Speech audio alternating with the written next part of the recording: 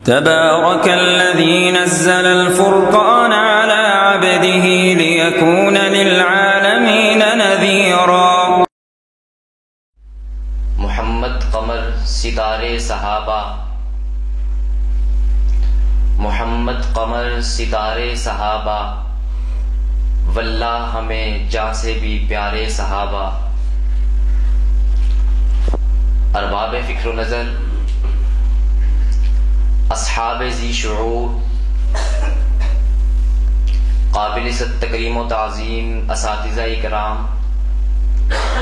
اور عزیز ہم مکتب ساتھیوں، صحابہ اکرام کی عظمت اور ان کا کردار دین اسلام کی بنیاد اور اساس ہے، جس کو سمجھنا نہایت سہل اور آسان ہے، کیونکہ کلام پاک کی بے شمار آیات، احادیث نبوی کا خزینہ اور امت کا اجماع صحابہ کرام کی عظمت و توصیف اور تکریم و تعظیم کو آفتاب نیم روز کی طرح واضح کر رہا ہے۔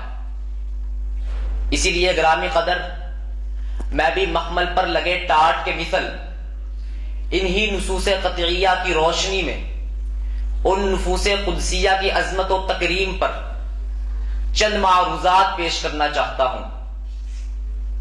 گرامی قدر، صحابہ کرام کی عظمت کے متعدد پہلو ہیں، کیونکہ صحابہ کرام نے اقوام کو حیات کا شعور بخشا ہے، عظیم انقلابی کارنامے سر انجام دیے ہیں، سیاست، حکومت، معیشت، معاشرت، تجارت، انتظامی امور کے بنیادی خدوخال اور عظیم سماجی خدمات سمیت ہر میدان میں ما آتاکم الرسول فخذوہ کی روشنی میں امت کو قیادت و سیادت فراہم کی ہے۔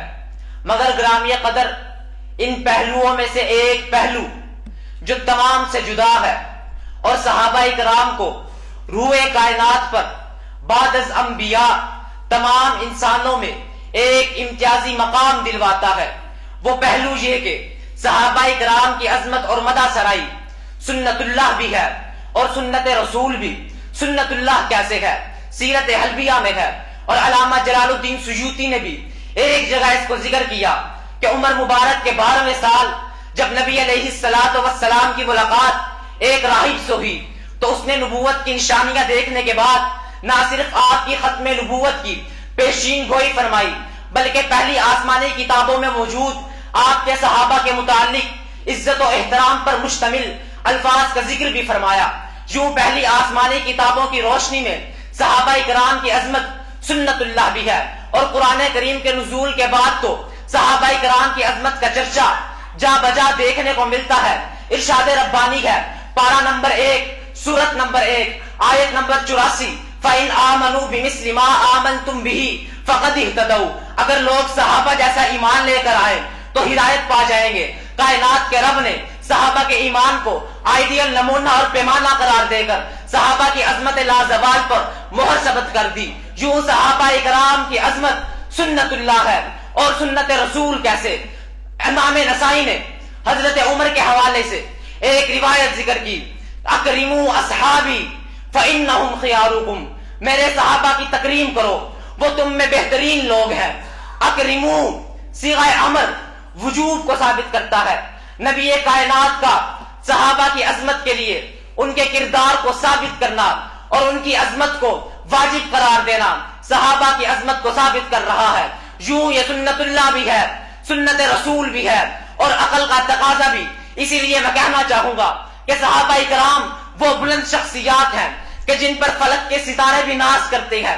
صحابہ کرام کا کردار اتنا روبدار ہے اور اتنا پرکشش ہے کہ درخت زمین چیرتا ہوا قدموں میں آ جایا کرتا ہے۔ صحابہ کرام کا دعوتی لب و لہجہ اتنا شیریں ہے کہ پتھر موم ہو جایا کرتے ہیں، اور ان کا اتنا روب ہے کہ پہاڑ ریزہ ریزہ ہو جایا کرتے ہیں۔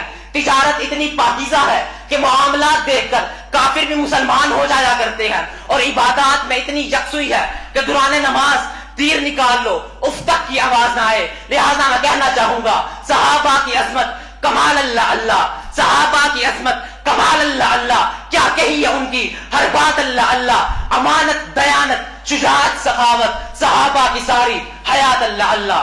حاضرین ذی وقار، آخر میں اتنا کہنا چاہوں گا کہ صحابہ کی عظمت، ان کا مقام، ان کا مرتبہ، ان کا کردار ہمیں کیا درس دے رہا ہے، ان کی زندگی کا نچوڑ کیا ہے، ہماری کامیابی کس چیز میں ہے، ان کی حیات میں کیا چیز خاص تھی. اس کے لیے لمبی چوڑی تقریر نہیں ہے، لمبی ہدایات نہیں ہے، صرف 2 جملوں میں اس کا جواب ہے. ما آتاکم الرسول فخذوہ وما نہاکم عنہ فانتہوا. یہ قاعدہ اور کلیہ صحابہ کی زندگی کا راز ہے، صحابہ کی کامیابی کا راز ہے. آج مجھے اور آپ کو اس کو اپنانے کی ضرورت ہے.